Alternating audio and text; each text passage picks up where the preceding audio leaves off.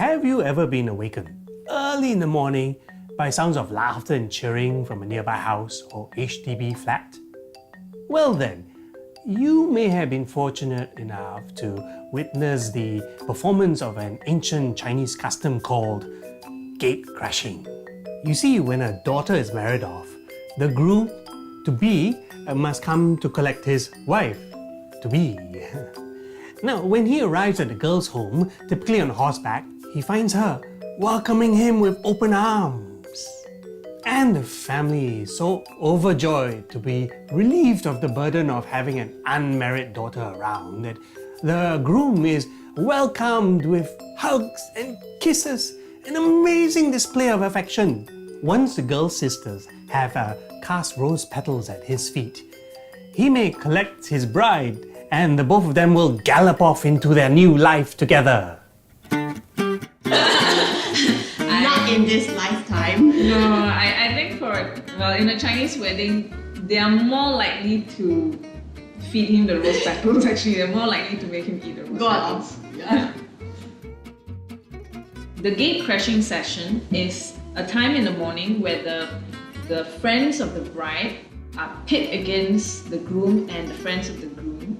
And what they do is they block the door, they don't allow the groom to come in, and they usually exact a lot of money and they make him declare his love for the bride before they let him in. Yeah, it's kind of like hazing. They make you earn the bride.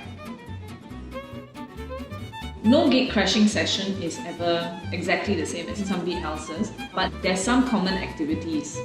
It's not at all malicious, unless the groom has done something to offend them, like give them too little money. Take your money back! The main characters are the groomsmen and the bridesmaids. In local context, we actually refer to them as brothers and sisters because in Mandarin, it's 兄弟, which is brothers, and 姐妹, which is sisters. So when the groom arrives, the car arrives, the groomsmen and the groom go up to the house and the game starts at the gate. Of course, the gate is closed, and that's where they will do the sabo, where they get money and all that. So when they are satisfied with the performance, the gate opens. Sabo is actually, I think, the Singaporean way of just a short form of sabotage. The actual word is actually 闯门, which is haggling at the door. The basic idea of this entire session is that the groom is supposed to pick up his wife, but in order to get through, he has to win the approval of all the women who surround her. Show his valor. Yeah, show his valor and his courage. It's very knight in shining armor sort of concept. One of the gags that we see very often would be getting the guys to eat 4 different flavors of food. So in Mandarin, it's 酸甜苦辣, which is sour, sweet, bitter, and spicy. So we have your chili patties, Spanish chili in bottles, wasabi. The guy just pops the food in to show that he's serious about winning his bride over. The 4 flavors are actually talking about the flavors in your marriage. So like the ups and downs and the sweetness, the passion, the spice, and and the occasional bitter times. Lately, there's been a trend of people dressing up, like renting costumes to turn up, for the sabotage session. We have a couple who he has got 10 brothers and they come in ninja gear and the guys challenge the ladies. So the guys can be very obnoxious as well. I think it doesn't hold so much meaning as in the past, but right now I think for modern couples it's more to bring all their friends together to have fun. I think the gate crashing session has all the elements of a really good story. You've got the man and the woman, beautiful romance between the both of them. You have the groom facing off with the villains, which are the obstacles to their romance. Yeah, and then the entertainment comes in song and dance, a lot of singing, wriggling of butts. And then there's the final reveal of the bride herself, the crescendo. Yeah.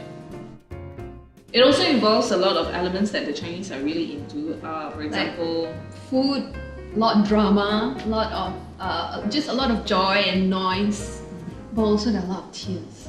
So like when he eats maybe chili or wasabi. We see a lot of groomsmen cry. It very nicely sets the tone for the rest of the day, even though it's called the sabotage, but it's all in good fun and everybody enjoys themselves very much. I think our strength is really to take all these experiences and tell it as a story. It's actually showing what happened in the morning in the most entertaining way and the most realistic way in their express highlights, and that's very challenging and fun. Yeah. I think our work has longevity to it. So in 20, 30 years down the road, it becomes more valuable. Just to think of our work like that, it's really cool. Anyway, let me tell you about the tea ceremony and the beautiful tradition of the scorched tongue.